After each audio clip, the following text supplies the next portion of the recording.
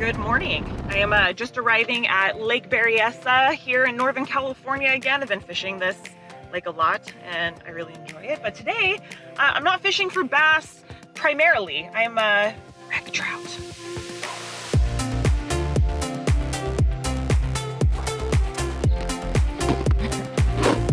This is the best thing ever.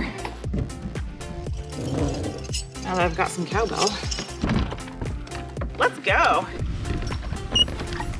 All right.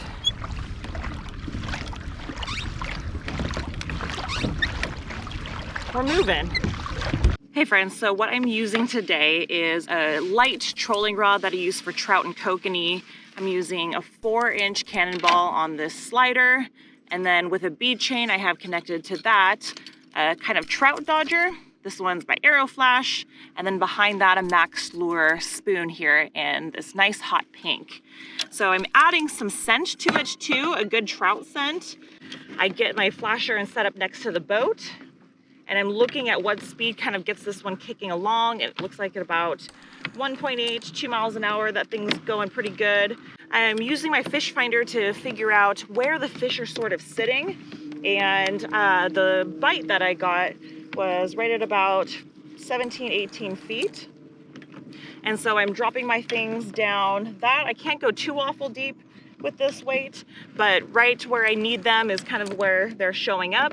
So from here, I will use my line counter, but you can just use 1, 2, 3 pulls to kind of measure where you're at in terms of depth too. And then I'm trolling around the lake and setting this up in my rod holder, or you could just hold it and trolling around like this and waiting for them to come to me.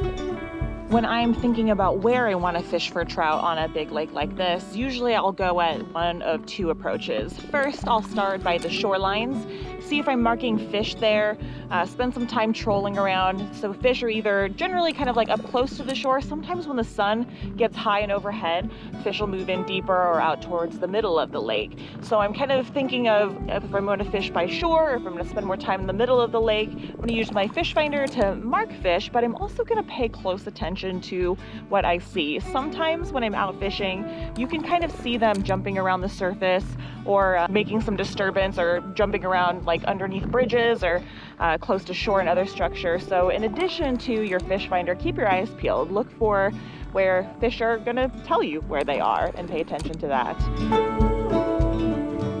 You know, I'm trout fishing, so generally a slower speed is what I'm using, but I will vary that based off of what kind of lure I'm using. So if I'm using a spoon or a spinner, some of those work at slower speeds, so you don't need to go that fast for it to work.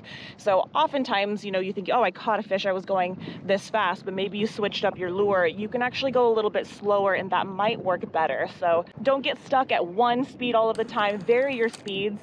And before I generally drop my stuff down, I will kind of pull it along my kayak or boat and look at how it moves. Sometimes you just don't really need that much speed to get going, and sometimes you do.